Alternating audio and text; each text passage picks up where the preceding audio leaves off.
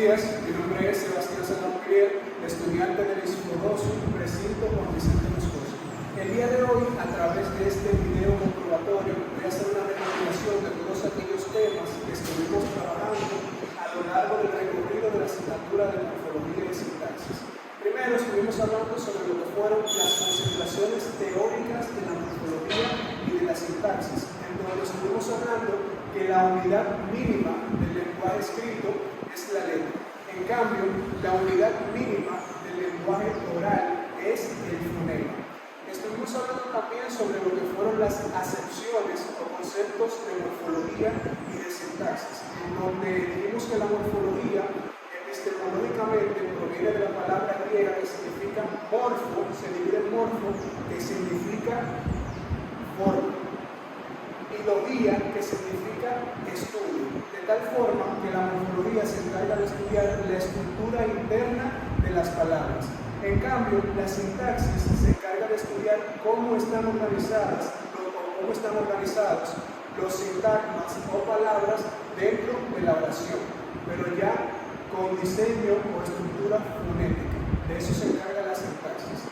Estuvimos hablando también sobre lo que fueron los distintos morfemas gramaticales, en donde hablamos o hicimos mención de los afijos, claro está, lo desglosamos cada uno. También tuvimos los morfemas flexivos, los derivativos, los apreciativos, entre otros.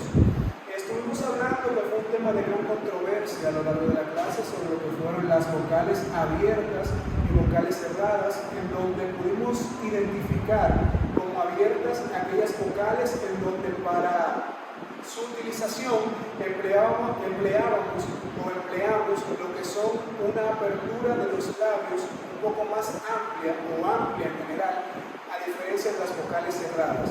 Por ejemplo, las vocales abiertas las identificamos como la A, la E y la O. En cambio, las cerradas las podemos identificar como la I y la U. Si nos fijamos al mencionar las vocales A, E, O, el movimiento que se hace con los labios es mucho más amplio que aquel movimiento que suele hacerse con las vocales cerradas, que son la I y la U, en donde los labios permanecen más cerrados que con las abiertas. Entonces, por esto se clasifica. A lo largo de esta unidad, o ya de esta materia, que fue donde pasamos a la unidad número 2, estuvimos hablando sobre lo que fueron los distintos procesos morfológicos, en donde hicimos mención de los más comunes, o en donde mencionamos los más comunes, que son la derivación, la composición, los acrónimos y los acortamientos. Claro está, dentro de la derivación pudimos identificar como derivación al proceso morfológico en donde se toman palabras preexistentes para a partir de estas derivar otras palabras. Es decir, un ejemplo sería: agarramos la palabra luz, que es una palabra que ya existe, y podemos derivar de esta palabra lo que son lucero, lucerito, etc. Estuvimos hablando sobre lo que son los acortamientos. Acortamientos, este es el proceso morfológico en donde se acortan palabras normalmente o generalmente largas, un poco extensas, para acortarlas, como bien dice su nombre. Por ejemplo, la palabra bicicleta. En vez de decir bicicleta, decimos bici. O cinematógrafo, podemos decir cine solamente. O la palabra profesor, que es una muy común, podemos decir profe solamente. También hablamos de los acrónimos, que son aquellos utilizados, aquel proceso morfológico utilizado para las siglas, en donde tenemos como ejemplo la FIFA o la NASA. Hablamos también dentro de esta unidad sobre lo que fue la composición. De la composición hablamos de palabras que existen, pero que se utilizan o se modifican para formar una nueva palabra. Claro está, la palabra leche, por ejemplo, es una palabra que ya existe, pero la podemos utilizar como otra. También tenemos la palabra saca y la palabra corcho. La palabra saca y la palabra corcho, si la unimos, formamos la palabra sacacorchos o sacacorcho. También tenemos la palabra que es tela y la palabra araña, que al hacer una composición de ambas palabras podemos formar como nueva la palabra tela de araña o tela de araña. Dentro de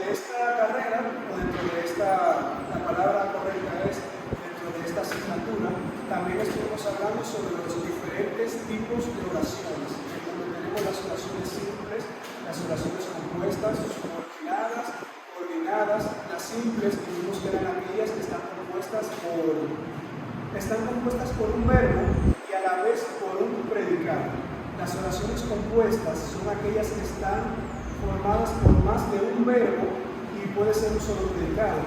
Se dice que son compuestas porque se hace la unificación de una oración simple y otra oración simple. Es decir, dos oraciones simples forman una compuesta.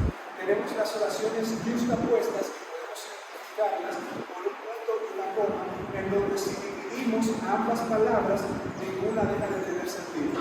Tenemos las coordinadas, que son aquellas que se identifican por las conjunciones, en donde ambas significan algo distinto si las separamos.